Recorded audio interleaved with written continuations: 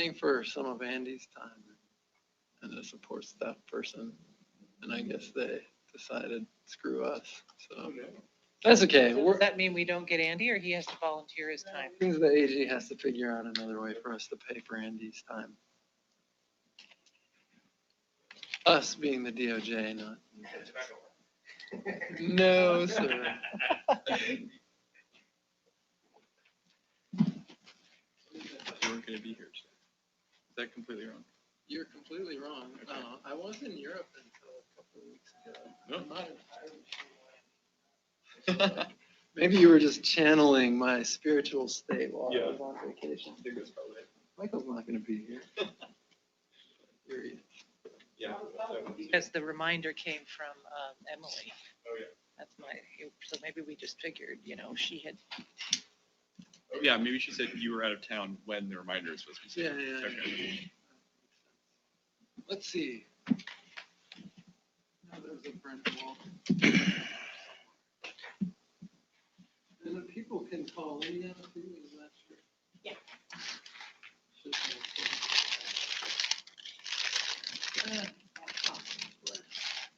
Thank you.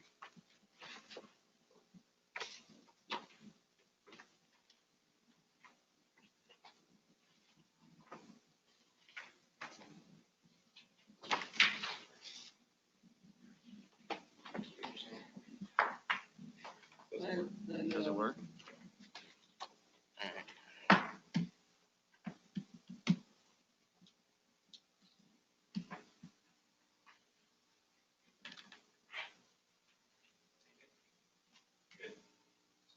Yeah, you as well. But all right. I got invited to. Are these adjustable? There's a, like, right back here, there's a switch on the other side, right, it's on the bottom of the chair. It's like a rocker. Ah, there it is. That's better, thank you. I was feeling very high. Not in a good way.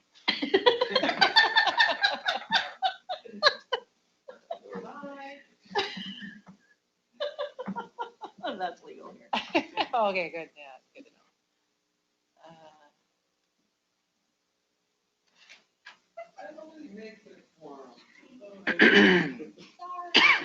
No, you're not even late. Not really. Finally.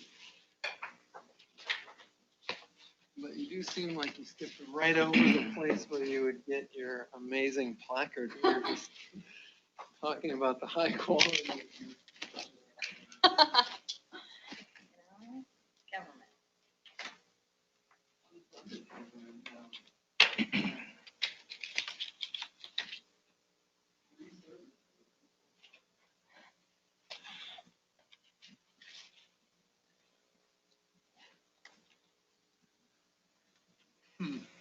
Well, maybe we should get started then.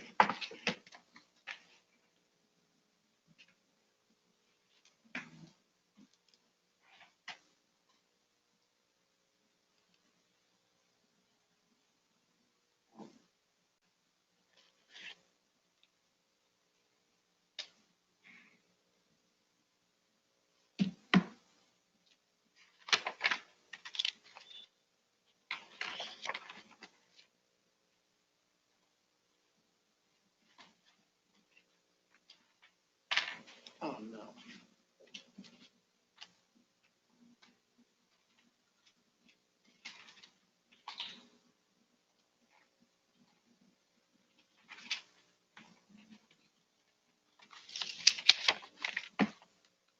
Is there anyway, Selena? There is no one on the phone. Okay. Well, if I count correctly, we do have a form of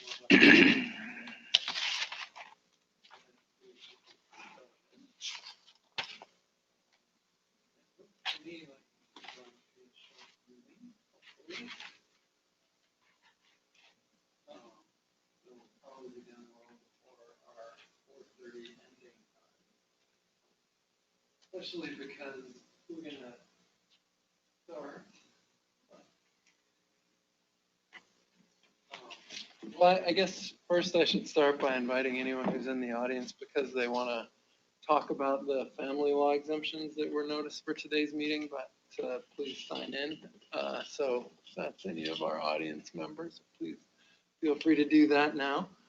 That testimony will be second to last item on our agenda. And then we should do what we usually do. I've forgotten maybe once or twice, but just introducing ourselves to whoever may be watching or is here in the room. I'll start with myself. I'm Michael Crone. I'm the chair of the Oregon Sunshine Committee, and I work for Attorney General Ellen Rosenblum. And Selena, you're our host. Thank you for hosting, and why don't you introduce yourself? Sure. I am Selena Deckelman, and I work for Mozilla. I'm Director of Engineering for Firefox. I am Emily Matasar. I work for Governor Kate Brown. I'm the government accountability attorney, and I'm the vice chair. I'm Ivy Bacon. I am a solo attorney working in the area of local governance, specifically special districts, and that's all I have to say. Okay, Brent.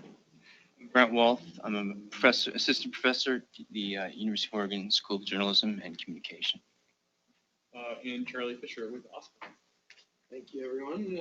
If the people in the audience would like to, they may also introduce themselves at this time. I'm Todd Albers with Deputy Public Works. Cameron Miles, Legislative Counsel.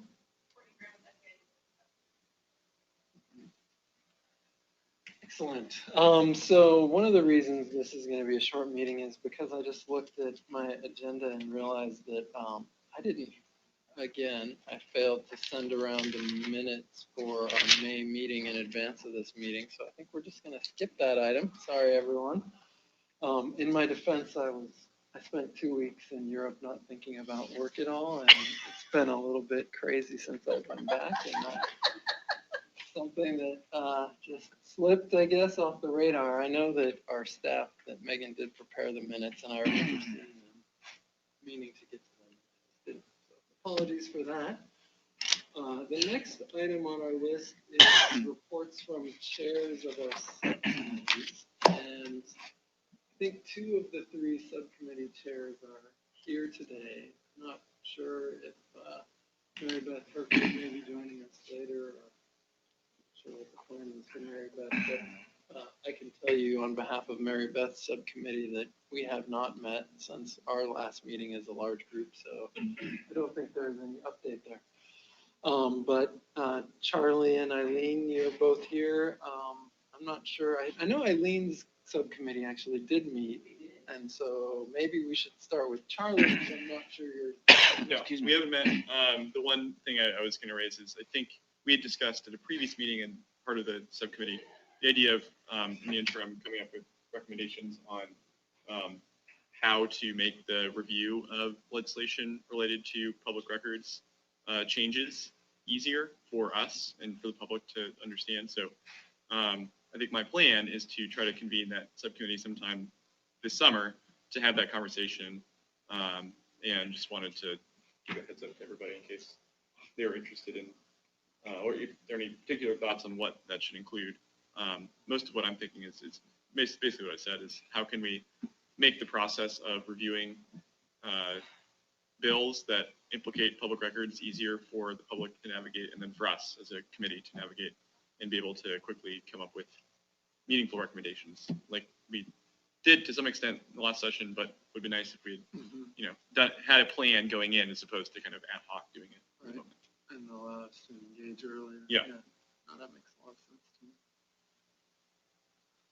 So the subcommittee that did meet, Eileen, of all things. Yes, we did have one meeting. It was June 12th. Let's see, we met in my office. We had myself and Andy Foltz, Karen Johnson from the City of Independence. We had Morgan Smith from Polk County, and Selena was on the phone briefly, I think. Yeah, we went, it was like, Selena, what do you think? The worst. Called out. So those are the members of the committee who were present. We also had guests of Steve, I'm going to say this wrong, Suo from the Oregonian and a member of the SPJ. We had Boaz Dillon from the Freedom Foundation on the phone, and we had Nick Budnick from SPJ on the phone. So we had a good, I think, initial conversation about, first of all, the fact that bulk data, we all sort of have an intuitive understanding of what that means, but it really isn't defined anywhere in statute, probably because the statutes were drafted in the 70s, and the idea of, bulk data was a stack of files, paper files, and now that everything's being done electronically, it's not really a defined term, so that was one of the things we put on the list to throw about a little bit. But the conversation, a lot of it was about hurdles that, and Steve Suo was very helpful in pointing out some of the hurdles that journalists in particular encounter when they're trying to pull data requests from the government.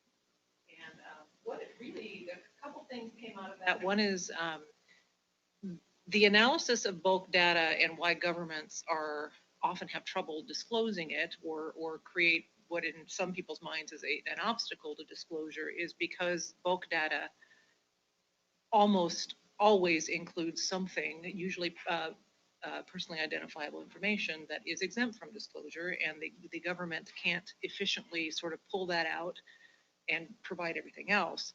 So we had some good conversation about potential proposals we could make about going forward, about recommending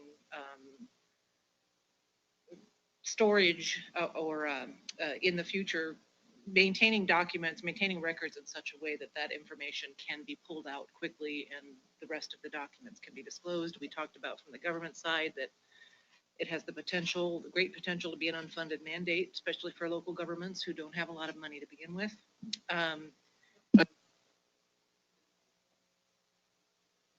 People who have called in not being able to hear. Okay, I forgot I had a microphone here. I'm just talking to you. No, not just you. I think they can't hear them. Can't hear anything? Is the specific note. I don't want to have to start over. I got an email from Ginger, that's why, Does that's what it's she, for the close.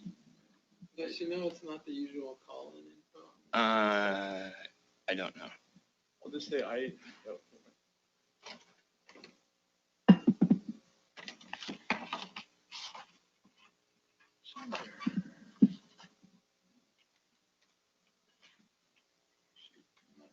On this phone, no. Send her an email back saying we let everybody know they're working on it. But I don't know what number she's called in on. I think she's got the right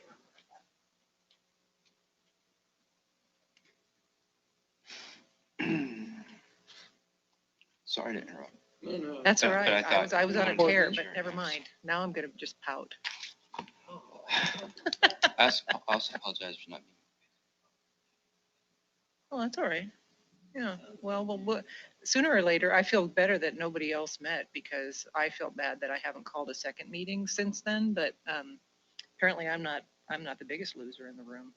I don't think that's you. Says I can hear you on the live stream, but the number below isn't working for any of us on the phone. Are we calling? We are. Let me just ask, first of all, Oh, maybe we should make sure it's the right number. yeah.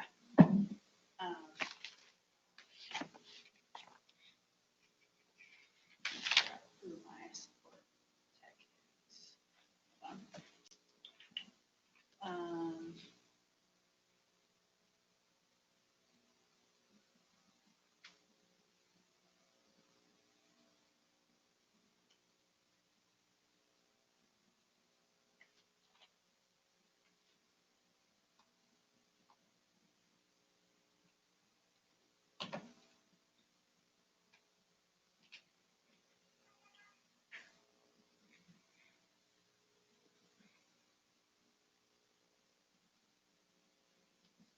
I should have gotten the name of the person.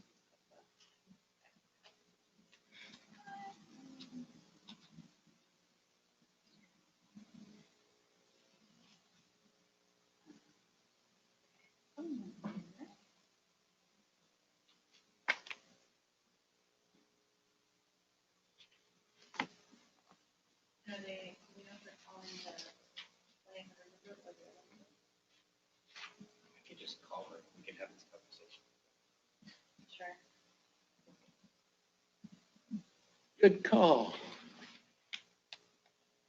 And then she can put us on speakerphone. People who can hear each Is other. it Ginger?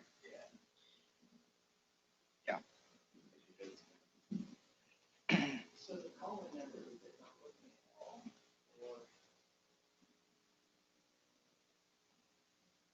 or if I'm on the line, they couldn't hear him.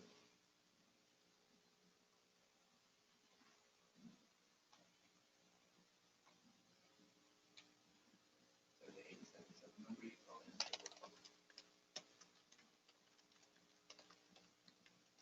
Toll free and the one that you're doing toll free.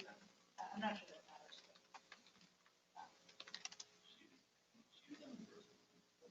Oh, she was, okay.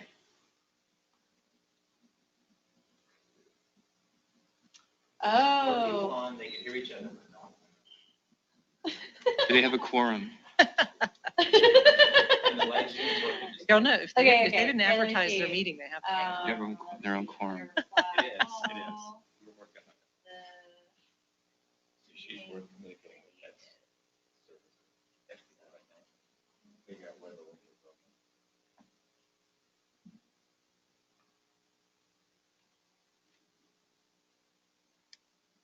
Tell her I'm emailing right now.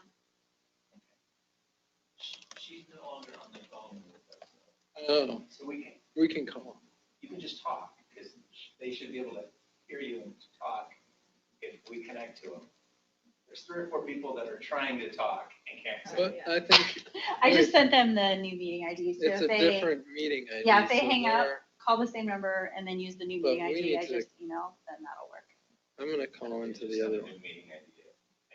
But it'll just do a loop in the room if you, oh, call into the one that's in the thing and tell Right. them. Yeah,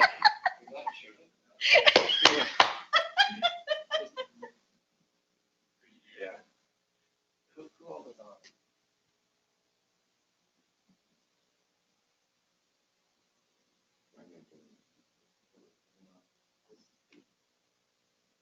Okay. We will look for them to see if they. Okay.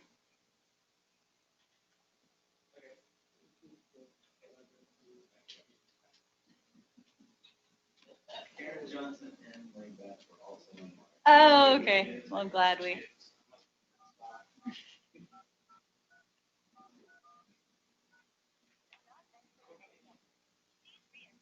what do you mean I haven't entered any numbers? 434-503. Oh, come on. Goodbye. such your fault. Goodbye. I'm hanging up on you now. You're not smart enough to remember phone numbers anymore because you've had a cell phone for too long.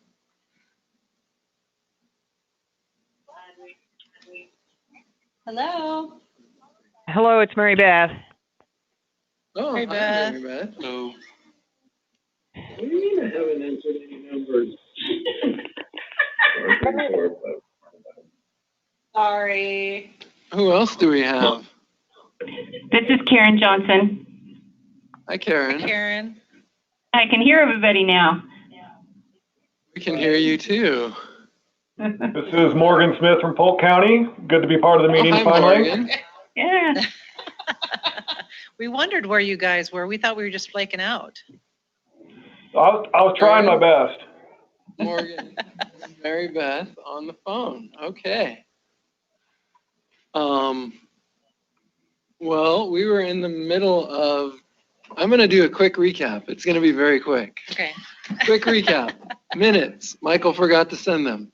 Subcommittees. 2 of them didn't meet. We heard that Charlie is planning to convene his subcommittee on legislation in the near future over the summer. Eileen was just in the middle of explaining to us the meeting that her subcommittee had on the bulk data requests. And basically, it sounds like they made good progress towards making us recommendation soon, and that's about when we realized that nobody could hear us and scrambled to get you guys all back on the line. We all introduced ourselves. You've all introduced yourselves, so I think I'm going to call that everyone up to speed. Thank you. Unless, yeah, if you have questions, of course, please ask. But I'll turn it back to Eileen. Oh, okay. I thought I thought that was your summary. It was my summary of where we were. That was summary. Yeah. Well, yeah. I was just to recap, and Morgan and Karen, feel free to chime in if you have things you want to add. I think we had a good meeting of just putting the issues out on the table, the obstacles that requesters encounter for bulk data requests. One of the preliminary issues we have to resolve is how are we going to Hi, this define is bulk Ginger. data? Hi, Ginger. Can you hear us? Yes, I can hear you now. Okay. Okay. So we have to define bulk data, and then some of the issues that we identified were what we came to realize is that bulk data, the primary reason why bulk data requests are either denied or are expensive is because the most public agencies don't store it in such a way that they can easily redact PII or trade secrets or some other information that is exempt from disclosure. So it either results in a wholesale denial because we don't keep it that way, and we have the option in the government of not providing records that are not kept in the way that they are being requested. Or the alternative is to print them all out and redact a bunch of stuff, which takes a lot of time and costs money for the requester. So that's one of the things that we looked at that we need to explore further. We talked for a while, quite a while, about data transfer agreements, which I know Ginger had raised in her stuff for us a while ago when she analyzed what other states do. So we need to explore that a little further. I think the group was generally found that would be helpful to sort of get a agreement in advance about how the information will be used, but that raises a couple of issues for the local governments or governments generally, which is how to enforce such an agreement. And also that it necessarily requires some sort of clearance process where we have to ask, what are you going to do with this information? And legally right now, we can't ask that question, which kind of leads us into the discussion we had about, is there a way or could there be a way to kind of pre-clear legitimate requesters, quote unquote, and so that local governments know that these guys are, entitled to this information without a lot of hassle, and weed out those who are more inclined to obtain it and use it for improper purposes. Again, that's an interesting problem to attack, but we will probably have a recommendation in that area when we're done. So, yeah, so we had a lot of good discussion around that. I anticipate we'll have another meeting as soon as I get around to calling it, but I feel okay because we actually met. And my apologies to my subcommittee for being slow on this. It was a very, very busy work month. Morgan or Karen, do you have anything you want to add to that for the good of the order? No, I think you summed it up good. Yeah, I mean, I can be the Debbie Downer of the group. It raised a lot of issues that I'm not seeing real good solutions for. You already highlighted the issues about the usage agreements. It's a great solution, but in practical terms, probably isn't that easily implemented. And I don't know enough about intellectual property to see what the impact of a limited use agreement on the disclosure of a trade secret would be. But that was an interesting discussion of kind of the perspective from the journalist community, which is they're getting stonewalled based on intellectual property claims of usually vendors of public entities. So a public entity contracts with someone to build a database for them. The vendor claims that the method in which they've constructed the database in and of itself is a trade secret, and that certain things, if not the whole thing, cannot be released because it would, necessarily expose the method in which the database was created or organized, and that in and of itself is a trade secret. So the public entity is kind of stuck as the middleman there. So I don't know. I think it raised a lot more questions than I'm seeing foreseeable answers for, but they were great questions. Well, and the good news is we just make recommendations on what the legislature needs to think about, Yeah, that's true. But, good discussion. I think will probably require one more meeting, maybe two, but we'll get that done sometime in before this committee meets again.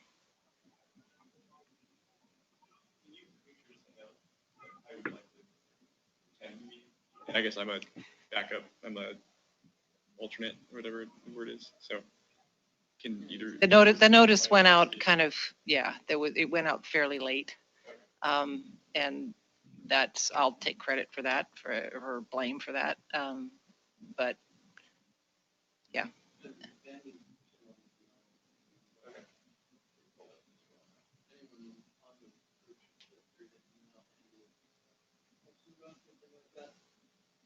And if he doesn't know, he'll bug Eileen and try to find out, or Mary Beth, or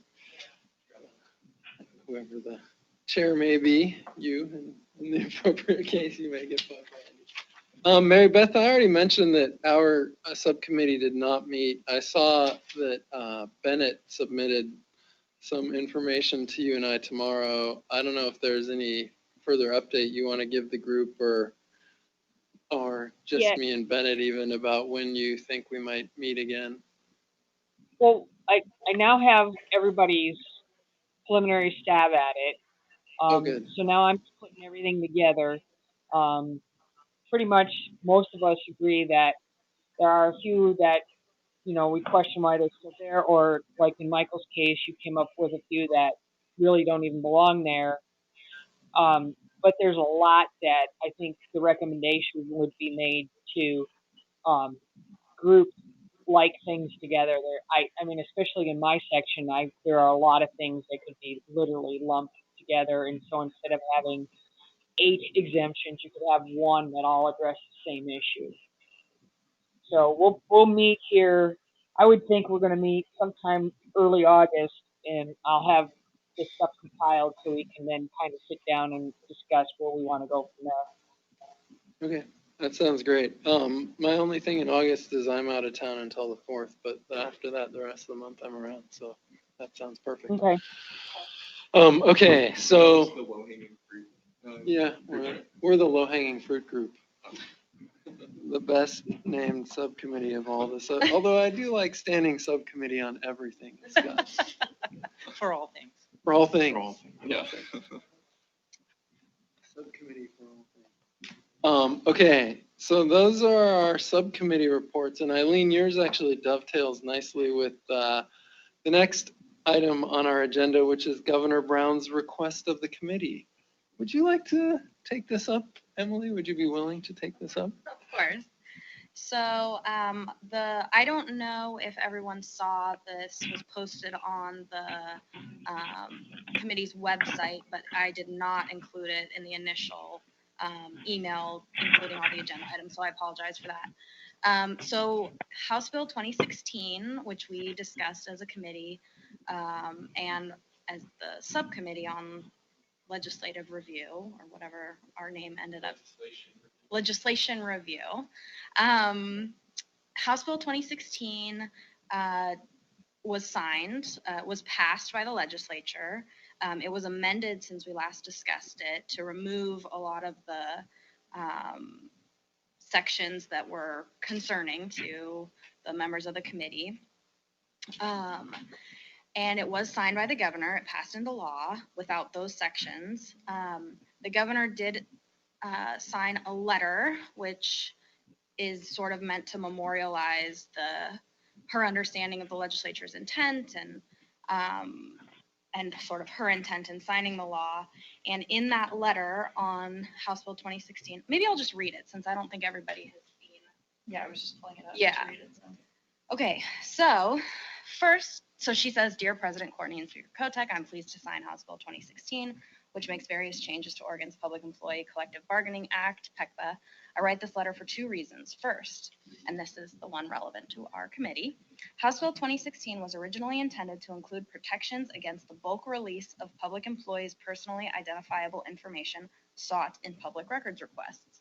These protections fell away from the bill when it became clear that stakeholders were not going to reach an agreement this session on how to protect privacy while remaining transparent and accountable, and the bill contained other important policies that required the legislature's immediate attention. Even though these privacy concerns did not make the final bill I signed today, I recognize them as both significant and timely. I believe that members of the public, including public employees, should be able to have contact with the government without concern that their personal, private information will be disclosed in bulk to media outlets, political advocacy organizations, or private businesses. Therefore, I respectfully request that the Sunshine Committee report to the legislature in December of 2019 its recommendations for potential public records legislation to be introduced in the 2020 legislative session related to requests of bulk data containing personally identifiable information collected by public bodies. The Oregon Sunshine Committee, established during the 2017 legislative session by House Bill 2101, has already done crucial work on personal privacy exemptions that currently exist in the public records law. In addition, it recently convened a subcommittee to discuss problems specific to bulk data requests, including privacy considerations. Based on the Sunshine Committee's thoughtful work to date, I anticipate that its recommendation will strike a balance between the important and sometimes divergent principles of privacy and transparency. The second, you can read on your own, is not related to this committee. So the governor has asked the committee to address things it's already addressing, but also furthermore to make recommendations on actual legislation.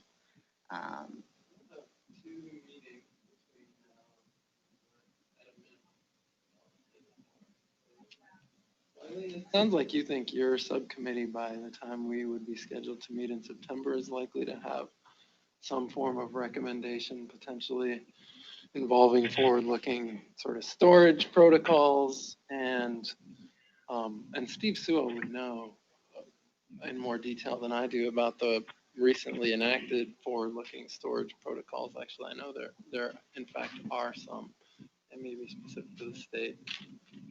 But also the idea of bulk data agreements or some kind of pre-screening and limiting potentially the use.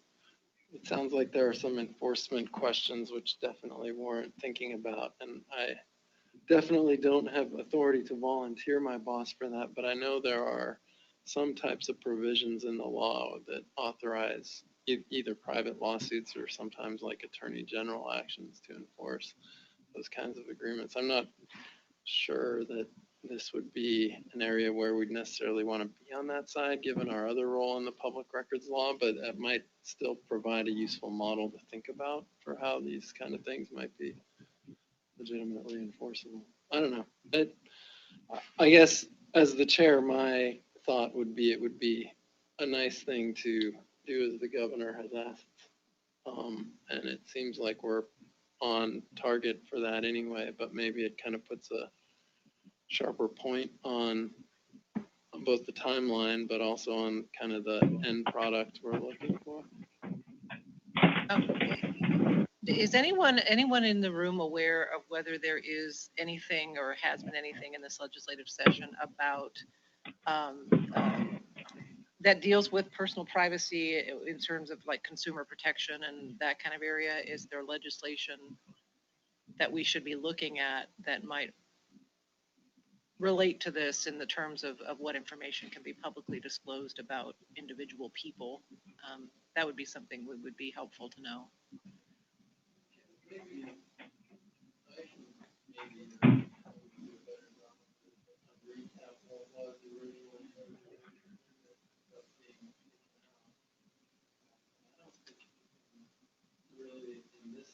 Passed with this in mind. What I was thinking about, in 2017, the legislature passed a law that at least requires state agencies to essentially build transparency into their databases on a forward-looking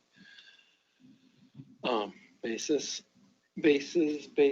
And I think that's effective January of this year, I think, when they passed that, or maybe January of 2020. But so going forward, that is going to be built in, and it also actually addresses in a forward-looking way one of the concerns you raised, Morgan, which is it simply requires that certain information about the structure of a database is a public record. So any company selling its services to the state at that point would be aware that, you know, what I'm selling to the state, this information that's specifically identified in the statute. And I don't know what this actually means, but I want to say it's called like a data dictionary or a data. Yeah. Is. There are some of those things that I think we don't necessarily need to focus on, and certainly the governor's focus appears to be on privacy, but I don't think there's any legislation recently that's specific to that. My reading of this is that the governor might have been saying, think about, literally said potential public records legislation. So are there things in particular that she's thinking of there, or that have been proposed for December that we know about yet? That might have some privacy. No, it's something that might be proposed.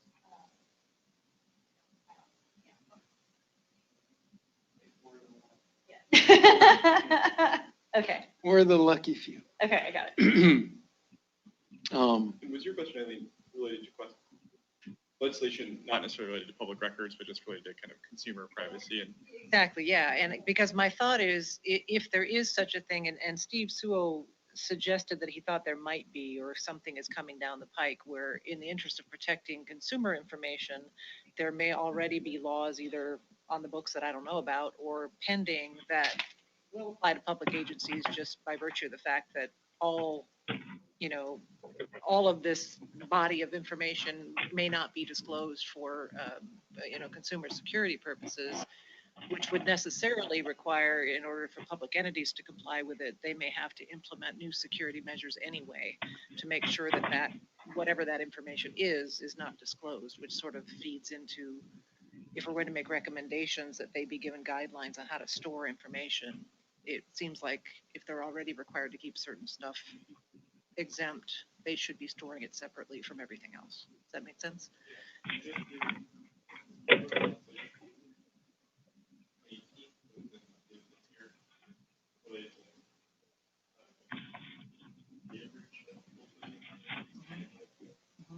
And requires companies to have security protocol in place to secure the information. So it's relevant to that extent. But I think it's only related to unauthorized access, whereas this would be presumably authorized, given that it's, the government responding to a public records request. But I can look at, I'd say around this table, we're probably the ones that are most close to that, so I can see what there is. Yeah, the other thing I was going to offer is that might be worth having, this might be a good project for Andy and our law clerk, who we in the AG's office acquired a law clerk. So I was going to invite him today, but he was not around, named Demetrius. So maybe I can have Andy and Demetrius put together for you, like just kind of a summary of like what corporations are expected to do with personally identifiable information of this nature, and what sorts of disclosure provisions those laws have, and probably limited to Oregon state law. I don't think we need to go further afield than that. That might be helpful. It might be relevant. Assuming it's not a huge undertaking. I know we also passed a law, a privacy-related law pertaining to the Internet of Things, which are the like smart items you have in your house that are collecting data from you, and what companies can and can't do with that type of data, and the extent to which they're required to protect it. So those are definitely avenues that hopefully we can get a report in maybe a couple of weeks on, something you guys can take to your meeting perhaps. Okay. Everybody, private and public, has a common understanding of what can and can't be disclosed. that's personally identifiable, that might make it a lot easier to implement going forward. Okay, and I think also that those laws tend to allow for authorized disclosures, and that might dovetail nicely into this idea of like sort of either pre-cleared or at least a clearance process for people who are agreeing to use information responsibly, and then just think about ways to build teeth into those agreements.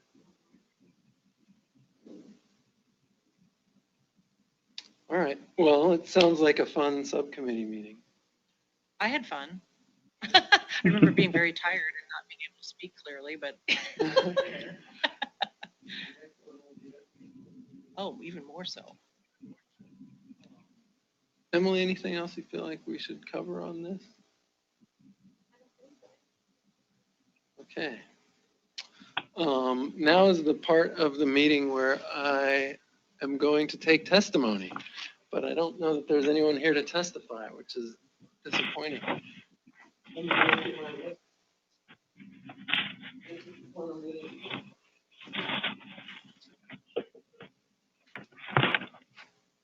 Oh, sorry. Okay. So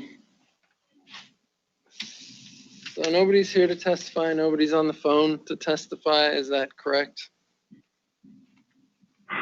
All right. Well, I guess for the second time in a row, I maybe will take it on myself as a chair prior to our next meeting to kind of walk through my thoughts on these. Just to the extent that's helpful, I would ask you guys to read the report that Andy sent around again prior to our next meeting so that we can have an informed discussion about it. This is another one of those areas where my sense is that the law seems to be working fairly well, but obviously want to hear from all the different perspectives that are represented on this committee, and we can hopefully knock out a proposed recommendation at our next meeting. I certainly at this point don't see a pressing need to refer these to our standing subcommittee for all things. Let us get through one thing. Exactly. Then you can pass it. For all things, but one thing. Yeah, that's right. For all For things, all things, one one thing. at a time. Okay, so I guess we're through that agenda item 2, which really leaves only our future business. Actually, Oh, of course. apropos actually of the last conversation we were having that I thought of while I was reviewing this, for 409.225, confidentially of child welfare records, there's a provision there that says any record disclosed under these subsections shall be kept confidential by the person or entity to whom the record is disclosed and shall be used only for the purposes for which disclosure is made. Seems like maybe a language that could be discussed during the.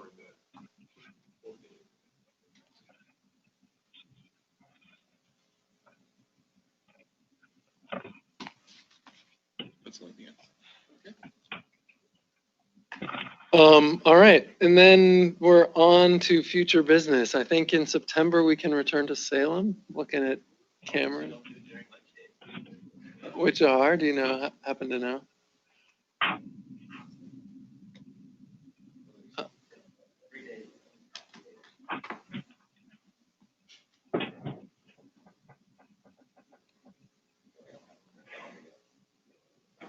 What were you looking for, September?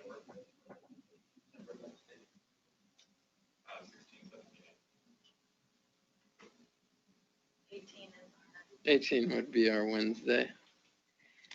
Well, we could find a second home again, or we could reschedule for maybe the 25th. Does anyone see any immediate conflicts with the 25th of September?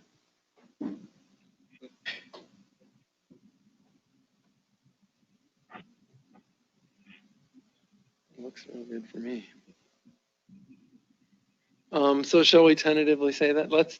We are going to tentatively say that we will meet on the 25th at our usual time and probably back in the state capitol. Although Selena is very kind to host us here today, and we actually have had some lovely, lovely fora on our homeless sojourn. Thanks again to Mary Beth and to Karen, who hosted us in their offices. It was really nice, particularly to be in Independence, I thought. to get out of Salem and Portland. But I think to the extent we can go back to our usual place, that's just going to be easiest for people to find us. Yeah. Let's see. I've already promised you a memo on the outstanding on the exemptions that we just were deprived of public testimony on today. It sounds like probably all of our subcommittee meetings will be meeting between now and then, so I think we can probably expect reports from all three of them, and most look forward maybe to Eileen's. No pressure, just a letter from the governor, that's all. Doing like the administrative scheduling of that? Sure, if you want to do that. Yeah. That was It's such a pain, but yeah. It is a big, and I ready that, I ready app to do that. Yeah. I just sort of went on. Yeah. So you can- Yeah, no problem. Maybe we can, yeah, Format your meeting. we could just circle up before you leave and like sort out the details. Yay, that's good. Thank you again, Selena. But I think that sort of wraps up our future business unless anyone else has anything else they'd like to bring up at this time. Okay, well, I guess I would entertain then a motion to adjourn. I'll second. And all in favor, say aye. Aye. Aye. Okay. Anyone opposed? Do I have to ask? Okay. Make it longer. All right, thank you. Thanks, Selena. Thank you. Thanks everybody for joining. Having us. Yes, thank you. Yeah. Where did you go in Europe? We took trains around. We flew into Amsterdam after like 20 hours in Iceland, which we spent at the